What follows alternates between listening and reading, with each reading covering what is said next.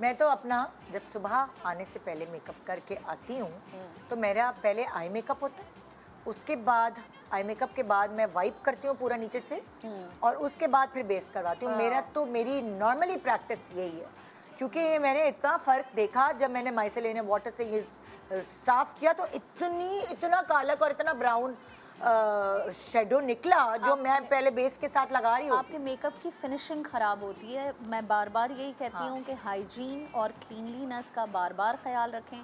जितनी भी डस्ट ऊपर आँखों पे जब आप लगा रहे होते हैं, ब्लेंडिंग कर रहे होते हैं, डार्क आई शेडोज़ यूज़ कर रहे होते हैं, तो उनके डस्ट पार्टिकल्स आपके फेस पे गिरते हैं। तो बेहतर है, मैं तो कभी कभी स्किन प्रेप भी नहीं करती पहले में, क्योंकि मेरी पूरी प्रेप फिर मिट जाती है ना, आपने अगर क्लीन किया तो इट्स बेटर कि आप पहले सिर्फ इतना सा आई प्राइमर लगा के अपना आई मेकअप करें और फिर सारा गंद जो गिरा हुआ है, जो भी जितने भी डस्ट पार्टिकल्स आपके आई शेडो के या बहुत फैला हुआ अगर काजल है, उन सब चीज़ों को पहले आप वाइप आउट करें। एक बात बताओ, फिर आप स्किन प्रेप एज आम इंसान मैं तुम्हें ये बताना चाहती हूँ कि तुम लोग मेकअप आर्टिस्ट हो ना, और एरिक और शहजादी मेरा मेकअप करते हैं, तो इन लोगों को आइडिया है बगैर बेस के आई मेकअप कैसा लग रहा है। अगर मैं खुद से करती हूँ ना तो मुझे समझ नहीं आता कि आई मेकअप कैसा हो रहा है।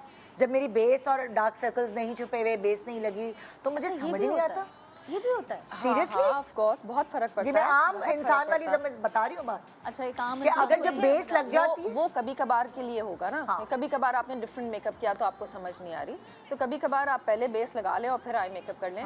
लेकिन वो बात मेरा ख्याल है तब करिए स्पेशली जब आपने स्मोकी मेकअप करना है, जब आपको पता है हाँ भाई ब्राउन शेड आपने यूज करना है और वो गिरेगा नीचे, उस वक्त जो है आप बेहतर है आप पहले आई मेकअप। अब जैसे इस वक्त जो इन्होंने किया हुआ है, ये सारा नीचे फैला हुआ है।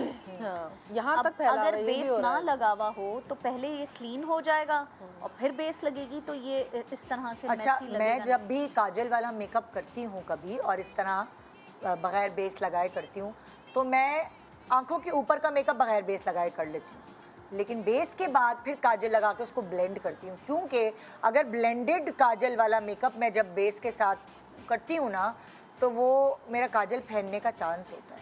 अच्छा, इसके लिए भी एक टिप है कि आप जो है वो पहले कर लें नीचे जितना भी आपको फैलाना है, ब्लेंड करना है, फिर आप कंसीलर लगा लें। कंसीलर लगाने के बाद अगेन ब्राउन आई शेडो लें। नहीं, और सिर्फ जब मैं नीचे लगा लूंगी ना काजल और फिर कंसीलर लगा के ब्लेंड करूंगी तो वो काला जो काजल है वो कंसीलर के साथ मिलकर ग्रे करने का मार्जिन होता है। इसलिए अगर मुझे करना है ऊपर वाली आंख का सब कुछ कर लिया। मैं भी यही करती हूँ, हाँ, नीचे का बाद में करती हूँ, क्योंकि मैं ये भुगत चुकी हूँ ये चीज़, तो इसलिए फिर मैं सारा मेकअप करने के बाद नीचे छेड़ती हूँ काजल हमेशा। या तो फिर आप इतनी आपको प्रैक्टिस हो जाए कि फिर आपने अगर आम लगाना इंसान भी नहीं है, कर सकता। हाँ, एक आम जो जिसको इतनी प्रैक्टिस नहीं है वो नहीं कर सकता। कभी कभी तो I start makeup with the kajal, because you kajal लगाया और फिर आप उसकी देखो तुम तुम्हारा ओढ़ना बिछोना मेकअप है भाई, हमारी करियर है। ख्वाबों में भी मेकअप आता है। और क्या? I swear ख्वाबों में it happens.